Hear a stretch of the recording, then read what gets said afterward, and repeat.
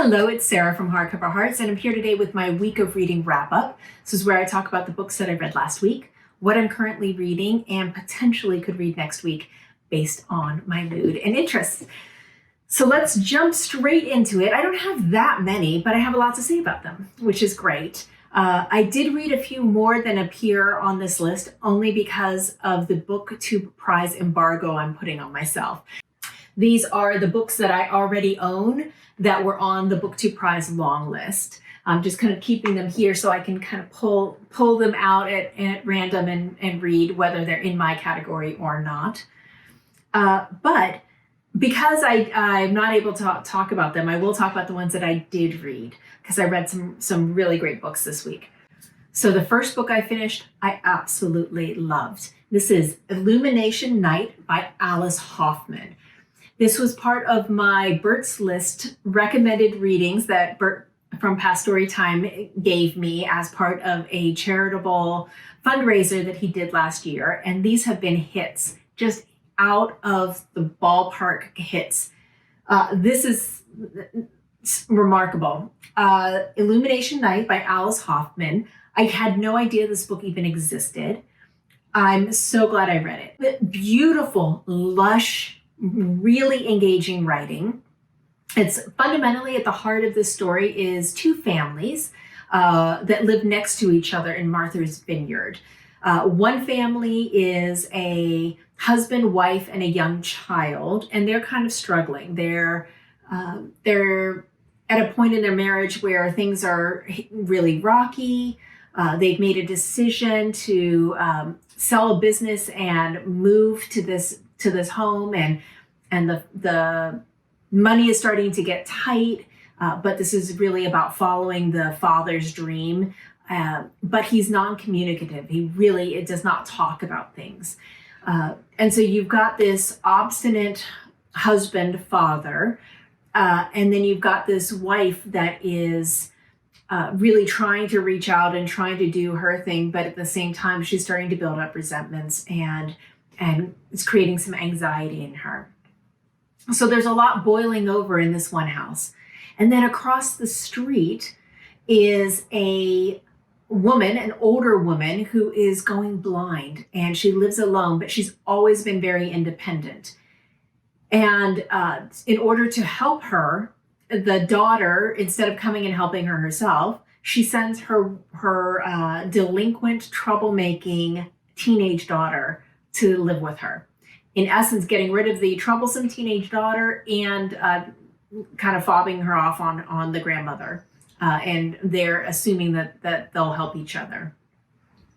It has interesting consequences, as you can imagine. There's a lot of other things that happen in this. There's a lot that happens. There's a lot of plot here. But there's also deep characters, really, really beautiful, like I said, lush, beautiful writing, and just a sprinkling of the type of magic that Alice Hoffman is known for writing about. It's not overt, it's subtle, but there are things that happen that are very, very interesting and that give nods and winks to maybe a light touch of magical realism, so to speak. I thought this was remarkable. So glad I read it. And I was enveloped in the story. And now I want to read even more. I've read Practical Magic and the one that came after that, the one that she just released, I'd say a year or two ago. But I want to know, have you read any Alice Hoffman that I need to read that aren't those two other books? And is it all like this? Because this was fantastic. Okay, the next book I read was, I did it in audio, and it's a single thread by Tracy Chevalier. And this is one of my comfort reads. So I have a lot of comfort reads. I take a lot of pleasure in reading mysteries, especially if they're mystery series, historical mysteries, those types of things. And I also have a comfort in kind of old-timey, around wartime England, and specifically countryside village life, that kind of story. I love it. Gives me a lot of comfort. I don't know why. It would take a long time to unpack all those reasons, I guess. I don't know. But this was an absolute delight. when I remember hearing about this and thinking, oh, I don't know if it's going to be for me. It sounded a little too artsy, like a little too crafty, craft meaning like arts and crafts. So the story is about this young woman who has finally moved out on her own. She has a very boring job that she does not love, and she's looking for community. And she stumbles into a church one evening and happens to see a service of broiders. And broiders are actually women who get together and embroid beautiful, beautiful works for the church. Kneelers, so that when you go on your knees to kneel and pray, your knees are comfortable, but you're also these designs are also meant to uplift and to be works of art. And she's immediately taken by this and wants to do it. And so she gets involved in this community. At the same time, she is trying to stay away from her mother. She's trying to extricate herself from her mother. And she's also trying to just be a single woman and around wartime.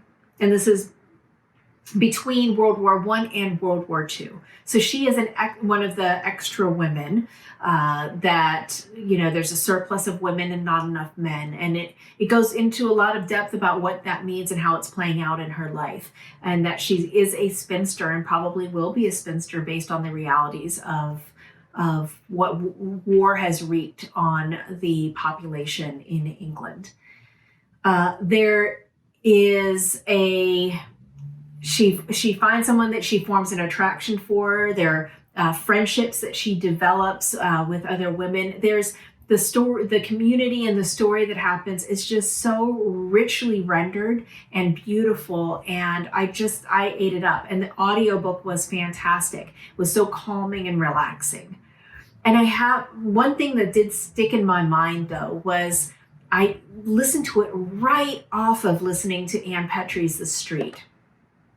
And it just really highlighted and pinpointed the disparity between the struggle of a white woman in England versus who's trying to get independent and live on her own, similar to our main character in The Street, versus the danger and fear and anxiety and threat and menace that our main character in The Street lived under. And the effects of racism and the racist society of the United States in this time period is stark. It was a stark back-to-back kind of contrast and comparison that I couldn't. It meant that I couldn't let go of the character from The Street. She stayed in my mind as I was in this kind of more lush, lovely, provincial type of book, and I think that was really powerful to have that contrast there. But I loved it. I loved the single thread, and I think it would be something I think it's on the Booktube prize list, and I can see why it was in the long list. Then so I'm still on my high of finishing Ducks Newburyport. So I decided I was going to do whatever I wanted, and I have been meaning to read this series for so long. This is a series by Berkeley professor Aya de Leon, and Aya de Leon writes this kind of it's a hustler series. So like the movie Hustler, where these strippers are kind of robbing their johns. It's very similar, robbing their clients, I should say, not necessarily johns. This is very similar, but you throw in some collectivism, you throw in some feminist politics, you throw in some more interesting elements at play, a lot of discussions of race and power and class into the mix, and you have Uptown Thief, which was such a fun romp. It was a kind of like a thriller, and at the heart of it is our main character, Marisol, who is the executive director of a women's shelter. And this is a place where they are offering shelter and job placement and health services for abused women and women who are prostitutes, strippers, women who have no place else to go. So it's a women's drop-in clinic plus a shelter. And she pushes every boundary she can to protect these women, goes up against Johns that come looking for the women that work for them. She has all of a sudden come up with this scheme to fund an endowment by stealing from Johns that are trafficking in women. So there's a whole other side plot of how that comes about. This was fun. It was a thriller with a little more at play here. I enjoyed the hell out of it. And if you're into that kind of thing and you want something fun and feminist and hot and interesting, this was it. Next up was not a good read for me. I said I didn't think I was going to do the second one, and I did because it was on audio, and I was like, oh, let me try it. And this is Hasty Death. This is the second in the Edwardian murder mystery series. This is by Marion Chesney, also known as MC Beaton. I think that's her other name that she goes by. She does the Agatha Raisin series. And there was just too much going on here. There was just side plot after side plot. And it just wasn't, it lost the thread. It was all over the place. Too much stuff happened. At first it started out in a really great way where our main character is, the daughter of the aristocracy, and she's been in trouble before because she was getting involved with the suffragettes. In this series, the setup for this one is that she's convinced her parents that she's going to go out into the workforce, but they say, well, you have to take your maid with you. And so they both decide they're going to move into this share an apartment, and they're going to strike out on their own because she's a little older and she's already almost unmarriageable at this point in the game. And it started off really great. So the maid wants to find something that is livable, but just barely, so that her employer gets the shock that she thinks she needs, and then goes back home, and thereby allowing her to go back home to the manor house as well and have a different life. But in the course of this, they have to solve a mystery and all these things. It just ended up being kind of wacky and went all over the place. Didn't like it, won't be doing any more there, so I cannot recommend it. So that's what I finished. And then currently reading Booktube Prize books. I'm making great progress with them, so happy there. And I started The Illumination of Ursula Flight by Anna Marie Crowhurst. The gorgeous, gorgeous cover. I deeply love this book. The tone is perfect. The setting is perfect. The writing is rich and lush, and I'm just sinking into it. So that's fantastic. And then other than that, I have a whole bunch of books that I really want to jump into this weekend. I don't have any plans this weekend save for reading. So this is what I'm contemplating. We'll see what I end up reading. But I heard back from a lot of people that Hotel de Lac is a good place to start. One of Anita Brookner's best works. So I think I'm going to try to jump into this. I have been woefully negligent. That's the word. I've been woefully negligent in reading for Black History Month, and that's not like me. Booktube Prize reading has really taken a foothold there, but I have a few that I really want to get to. And the first one is Passing by Nella Larsen. I have this gorgeous, gorgeous edition. And then I've been wanting to read this, but it wasn't the right time. I think it might be time now to read The Western Wind. And this is by Samantha Harvey. Looking into that.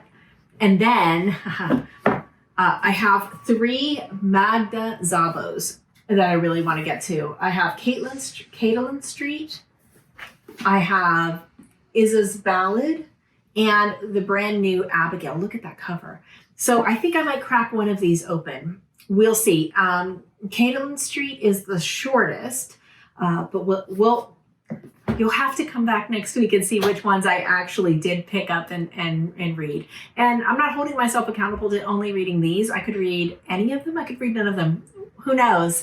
That's one of the joys of being an indiscriminate reader. We'll see what comes across my path. So that's it from me. I hope you had a great reading week. I would love to know if any of these are on your lists. Have you read them? Are you planning to read any of them? Anything you want to say, looking forward to hearing it in the comments below. Thank you so much for watching, and I'll talk to you soon. Bye.